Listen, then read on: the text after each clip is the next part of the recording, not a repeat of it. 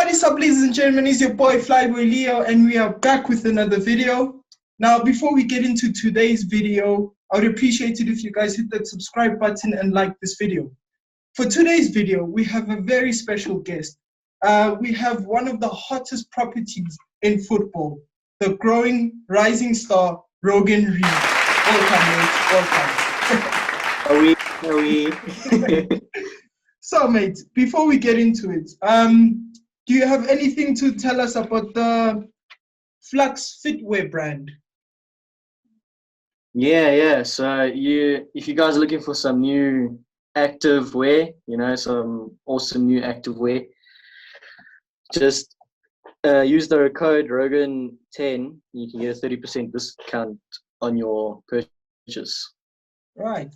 And now Flux Fitwear, they supply you with, so basically if you're into sports, yoga, any sort of type of gym wear stuff, that's where you can get one of the best clothing, I think, on Instagram.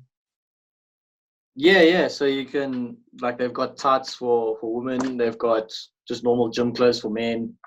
So if you're looking to work out in the gym, to go for a run, to do yoga, as you say, just go give them a follow. I'm still waiting for my delivery, but it's because of the coronavirus, they can't deliver at the moment. So, but once that's all sorted, you get yourself some active wear, bro. True. If you want to look to Ziz in the gym. Yeah, I shouldn't be, bro. All right. So let's start with the interview. So biggest question. Well, not biggest question. Some of us know that you are currently in a soccer club called Alveli FC, right? Yeah, Alveli FC. So what is happening? Are you currently still on trial there, or are you actually into the team, or what's happening?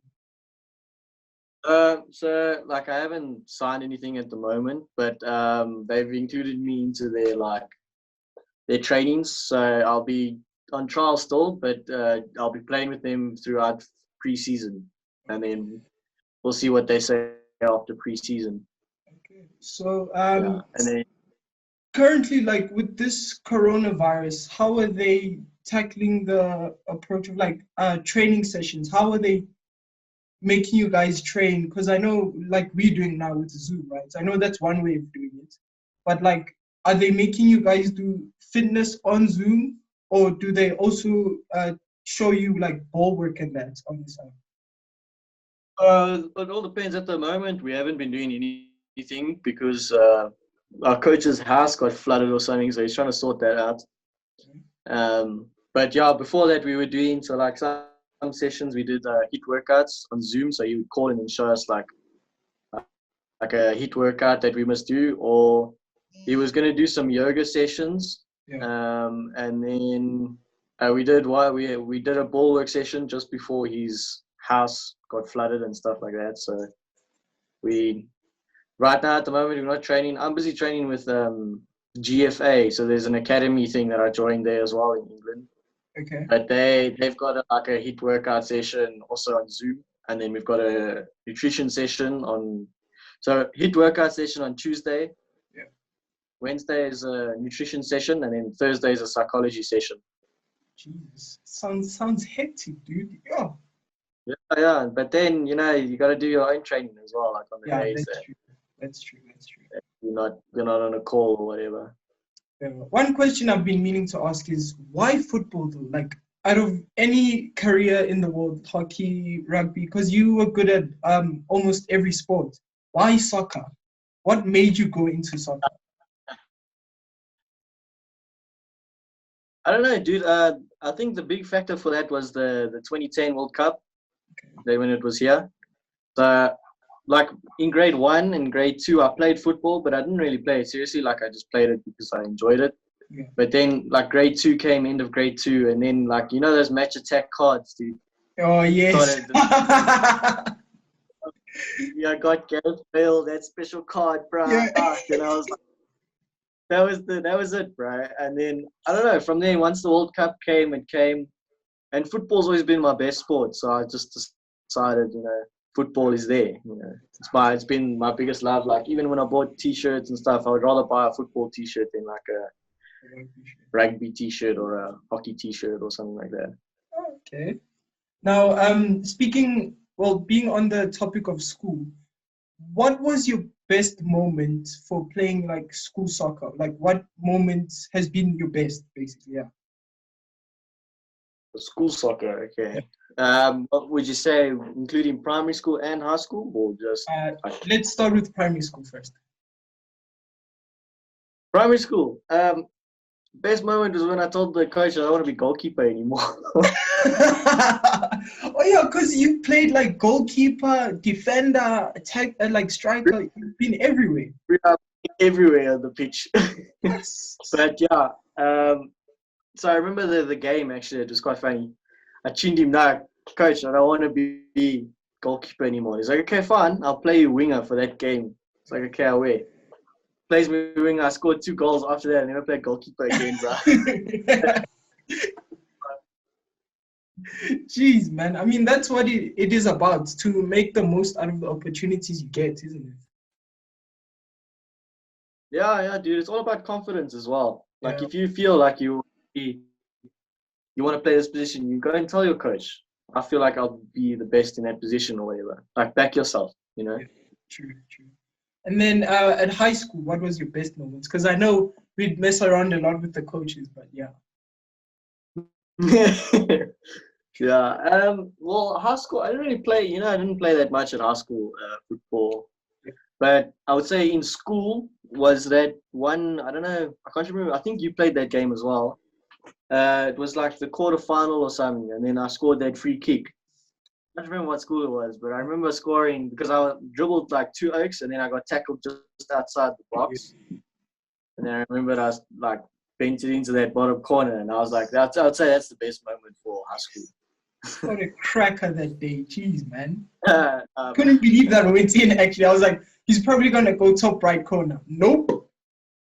I just remember your touch, bro, on the outside of the foot. Yes. It was crazy. Quality, and then bro, quality.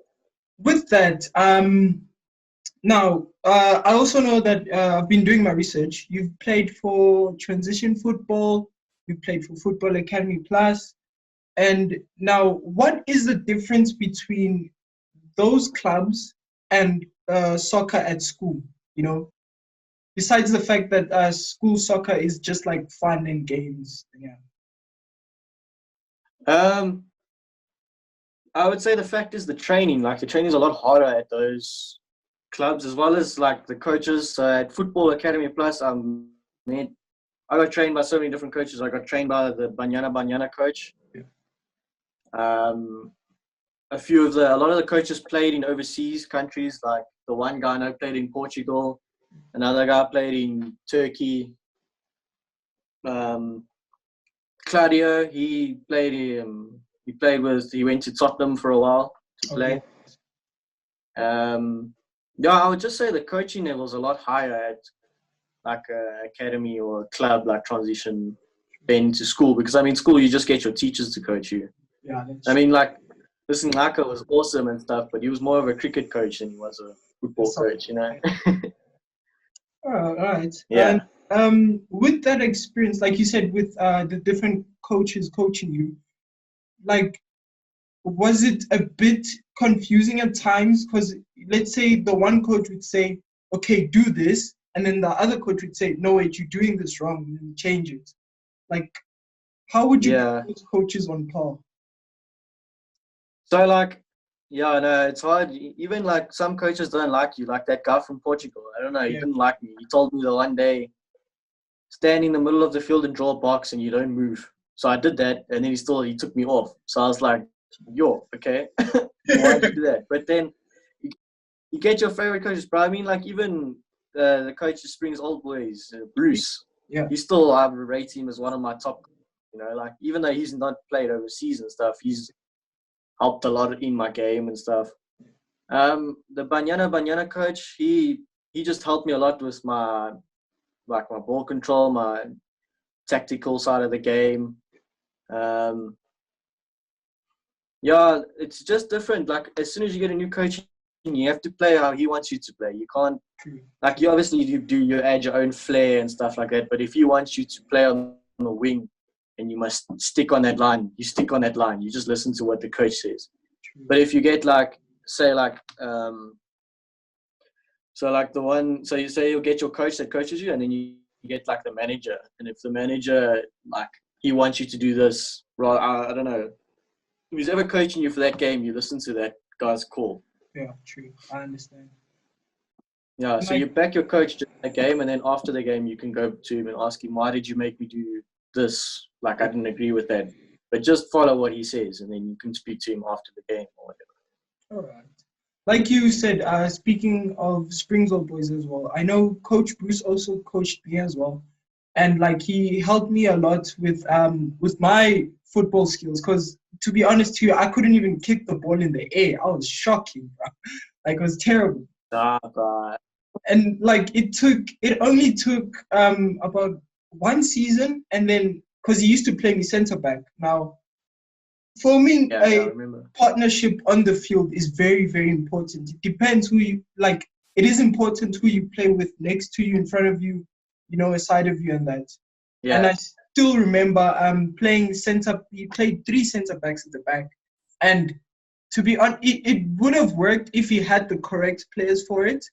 But the reason why it didn't work was because I felt like some of the players they weren't committed. Like they didn't want to play where they were told to play, And then I still remember asking him if could I change to right back. Like you said, you can change position as long as you have confidence in you. And I remember the one game we played together.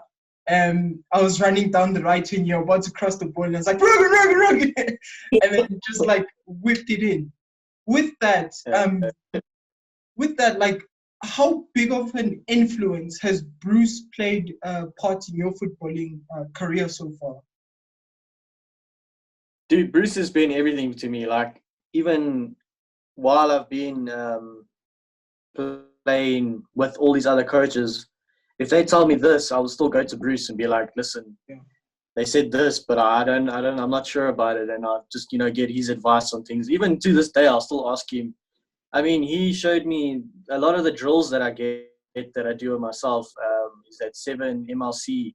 He showed me that guy's YouTube channel, and he was like, no, this guy's sharp. You have a look at this guy. And, Bruce, I always, like, no matter what, I'll go to Bruce because I trust his word. And I think he should be, like, I think he should have been a proper player. Like, if he didn't get injured coming, I think he could have played higher in a higher league.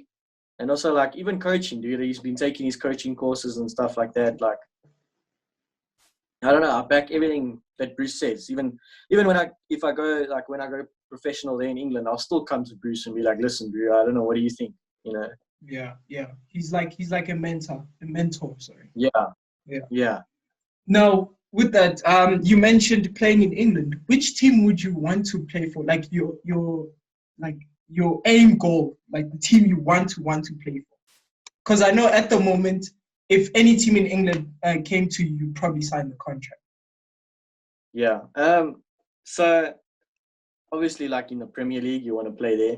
Yeah, true. So like if it was a Premier League team, like the team that I would want to play for is Arsenal or even Everton. Those two teams are like the teams I want to play for. But even like, dude, if I could just get to, League One or the Championship, I'd be happy, and I'd play for, I don't know, like Sunderland or the first team that came to or something like that, Because you've played in Italy. Was it Italy with Real Vicenza, right? Yeah, Real Vicenza, yeah. Vicenza, sorry. It was in Italy you played. You went to go trial at some places in America, and you've been to England. Now, with that, I know there's a huge difference in the style of play with all the different countries you've played in. Sorry.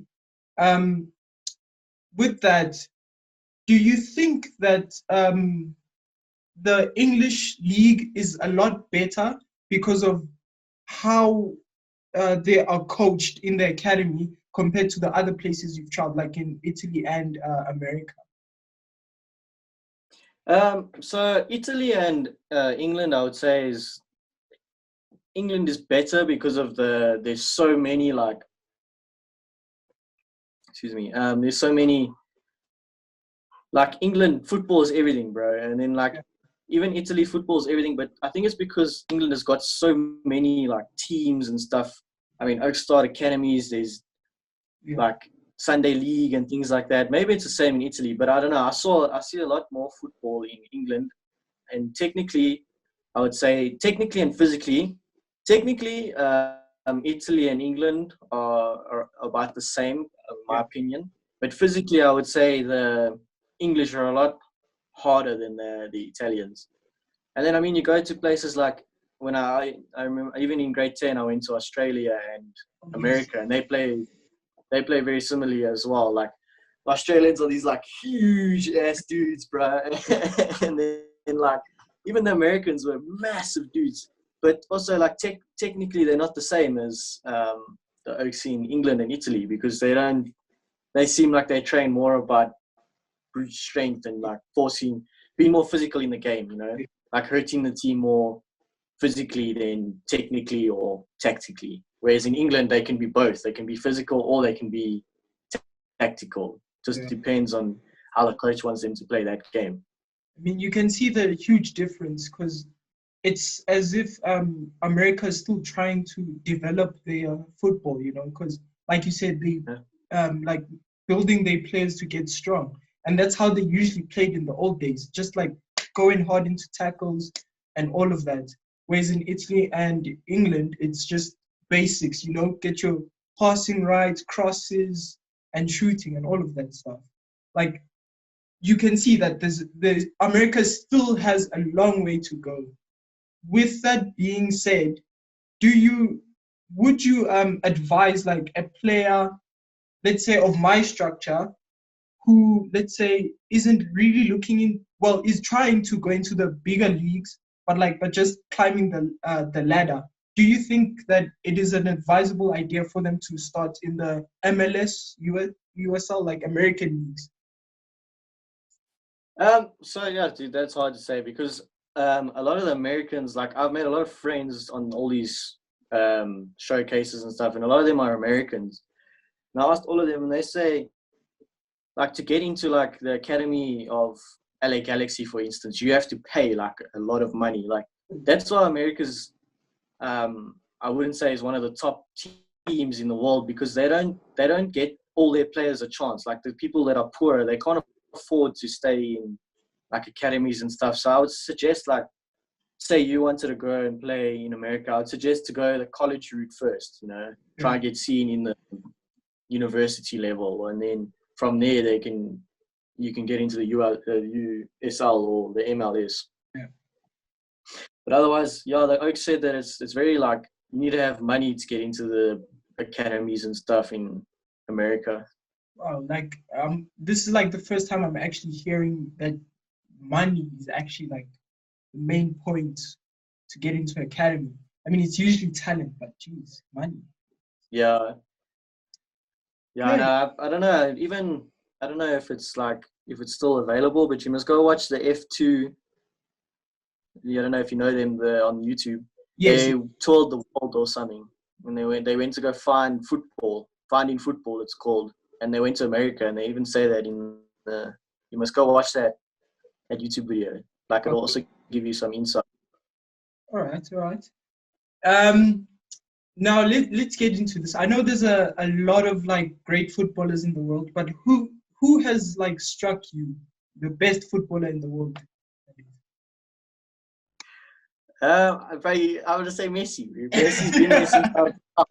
He's been my idols ever since. That's why I've got a Barcelona shirt right here. We see. Okay. Now, do you know why he's your favorite? Is it because like he's banging goals and all that, or is there a deeper meaning to it? Messi's he's humble to me. You know, I admire Cristiano Ronaldo like a lot. Like his hard work and ethic, like I admire that a lot. I just don't like people say he's arrogant, and I don't know. After I used to say that, but after I watched one of his documentaries, and he just said it's not arrogance. I'm just being confident. I back myself. But you know, Messi for me is just he doesn't have to be arrogant. He knows he's good. he's very humble, and also the way he plays, dude. There's no like step overs and this and that. All he does is body feint. That's Yeah, it. That's his whole game, that's true. and he'll destroy any team, like no matter what. And he's like, just his intelligence to the game and his passing. He's just the ultimate like player for me, dude. Yeah, can you imagine? Because like I know him as well. He used to play as a central player, and then he was moved to striker, and then left wing, then right wing, right? I think so. I'm not sure. And now, with that, you play as a central defensive mid, or is it attacking mid? So at the moment, I'm playing as a fullback, but I can play. I said to the coach in England, I can play centre mid, either attacking or defensive. It doesn't matter. Okay, okay. Like this is another thing that like you guys should take into consideration because going into any club, you never know which position they can put you in. So you Yeah. don't have like a specific position to play in, you know. So it's better to adapt to all of those. When you played as a center mid, did you enjoy scoring or assisting goals more? That's a tough question, bro. I don't even know. I would say assisting more because it helps the team. I enjoyed scoring. Like, don't get me wrong, scoring was nice, but I remember when I used to play striker, I used to feel so guilty because all the dudes do all the work, Yeah, and then they just put the ball in front of the goal, and all I have to do is shoot and score. that's a At great. least as the center mid, you can crack one from like outside the box, or you can assist some oak and you can score. And you know inside yourself that the only reason he scored is because you gave him that Yes, perfect ball, or you passed it to him, or it was you. Like, I know it's a team sport, like, fair enough. yeah. But I would say assisting was my favorite more Okay. than scoring. Yeah. That's one of the greatest answer. Like no one has answered like that. Usually they'd say scoring because they like scoring goals. Yeah, well, I mean, scoring's good and all, but I don't know. It's just, see, assisting is better, especially if you get that ball and then you hear the crowd. They're like, "Yo, ball, son!" And you're like, okay. Well, in South Africa, you skill someone, you give a bone like. Yeah. That's what I'm saying, bro. The flavor here is too nice. Now, do you ever think that there will be a chance, or a chance anytime in your career where you get offered a contract in South Africa, and then you probably come player? Is there a chance that you could accept that contract, or anything happens? You know. Well, it depends, dude. Depends where I am. If at the end of the day, like, I'm not doing football for the money, but Yeah. if say I'm getting more money at this club, and then say Wits or someone comes to me and they offer me a little bit less, I'm not going to leave Yeah. the True. club that I'm at for less money. I've got to live as well. I've got to buy food and stuff, and also, like, just enjoy my life. But if say I'm playing at like Averley now, they sign me or whatever, and they only get paid like when they play. I think at Wits and stuff that you get paid like professional football salary. So yeah, I don't think they would ever come and speak to me because no one in South Africa except for UJ has come to speak to me about playing for their team. I mean, the Wits coach said I'm a really good player, but he just never asked me to come play for his team. Highlands Park, the one coach came and asked me, and I went there, and then that was just a mess because they were changing managers and stuff like that. So otherwise, yeah, if I'm not playing like in England and a South African team comes, I'll definitely play, yeah, dude. All right. Right. Like, I'm not gonna deny it. Like in South Africa, the level of young support, um, like in England, they don't. In South Africa, they don't have academies for younger kids. Well, some clubs do, like Pirates. There's also Super Sports, Sundowns, but not all of them Yeah. have that foundation phase for the kids to grow up on. So it's harder for them to make it into the professional leagues because, with politics and all of that, especially in South Africa, it's huge and it's hard to get into the professional clubs here? Because, like you said, not even all of the, well, not even half of the clubs have looked into you, you know? Like you said, it was a university that looked into you, and the Wits coach just said that he didn't see you enough and all of that, right? Yeah. Yeah, and Um, something that I beat myself upon is that I just wish I was older. I know you never hear anyone say this.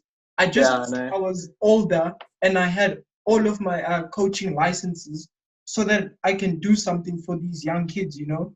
And with me trying to chase my goal, I know for a fact, I have a strong feeling about this, but one day, I don't care if you're 40, 52 years old, one day I am going to sign you. I am telling you this right now. I will sign you, dude.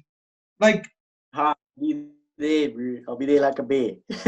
when we played at school, everyone looked at you like in awe, dude. Everyone, literally.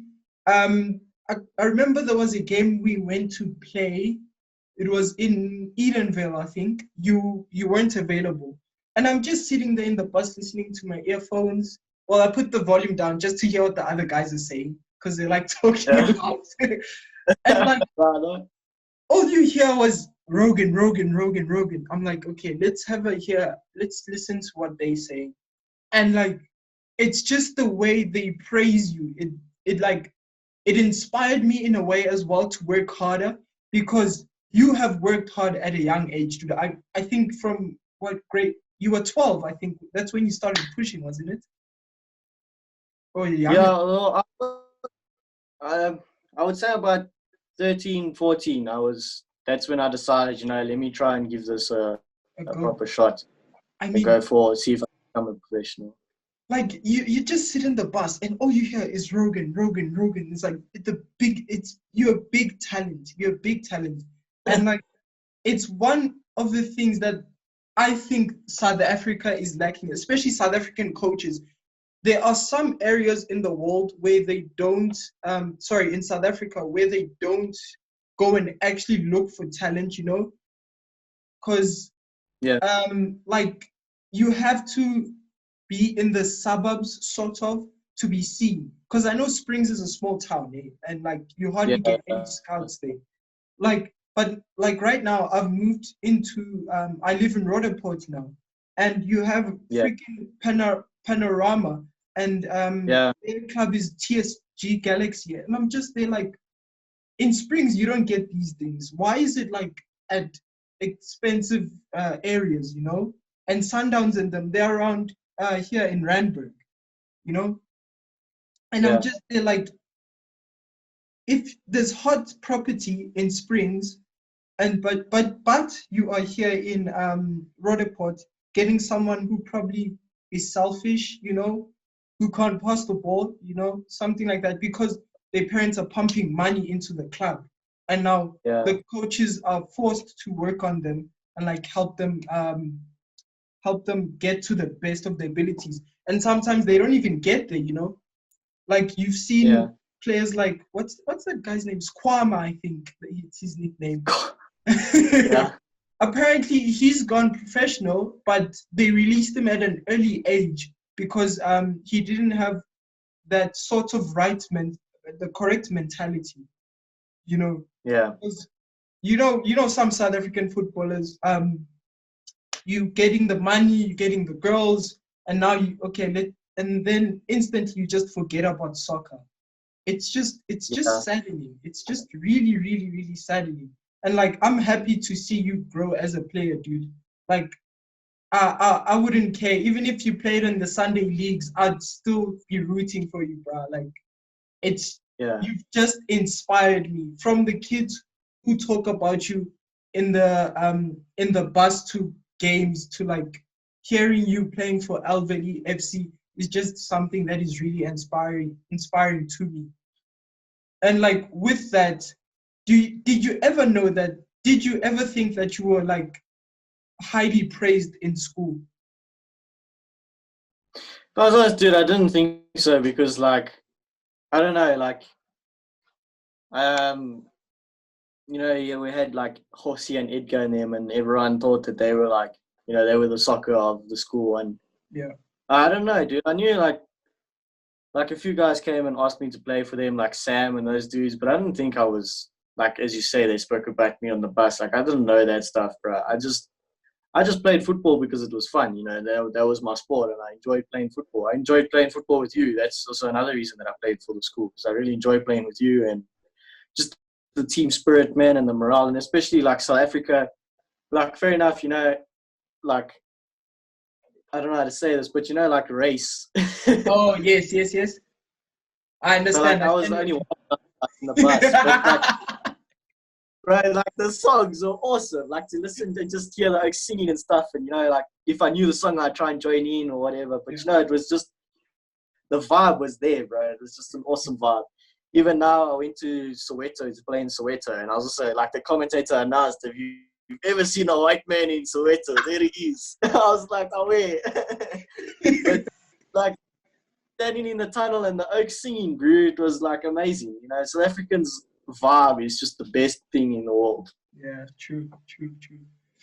And with that, I know that you've captained various teams. I think almost every club you went to, you've been captain, right? Like Springsville Boys, Transition Football, Football Academy Plus. You've been captain in those clubs. Yeah. Now, with you being captain, um, how much of a weight on your shoulders was it? Like, did you feel as if it was too much for you, or how did it feel to be captain? Dude, it was an honor to be captain, but like,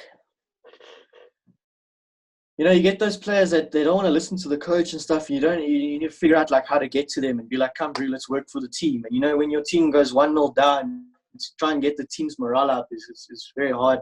I mean, we were now in the Engine Cup and we were playing against Wits and they scored a goal 1-0, Now to go and score a goal against Wits is flipping hard. But you got to get your team's morale up. You got to do it for your team, bro. You can't think of yourself as a captain as like, you the man of the team. Yeah. It's a team sport, you need to get everyone together. Your job is to keep the team spirit up and everyone working together. You can't take it as like an individual award of being captain, Like if your player fights with the ref, you must shoot him, hey, bro, listen, you're going to get sent off just now and we need you. Like, just relax, I'll talk to the ref or whatever. Again, And like, fair enough, you get those games where you just like you're not doing what you're supposed to be doing, but that just happens, dude. That's like it wasn't your day or whatever, Yeah. Being on that, like, how do you motivate yourself to train every day? Because I'm sure, because we're all human, right? I'm sure you get days where you just like, I don't feel like training, when your morale's a bit. Yeah, How do you motivate yourself to carry on going every single day? dude.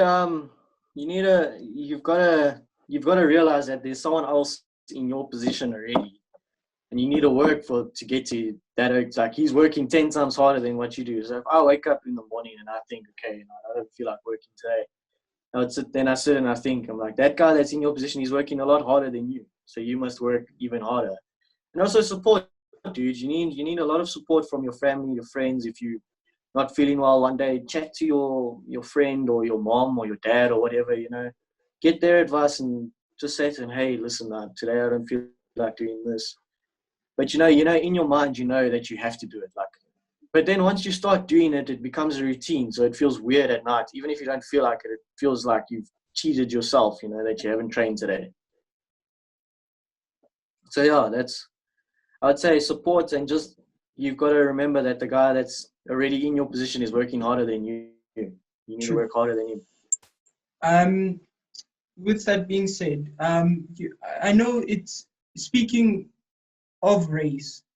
Like, I know with some African parents, it's harder for us to go into like professional sports because education is first every single time. They put education first all the time.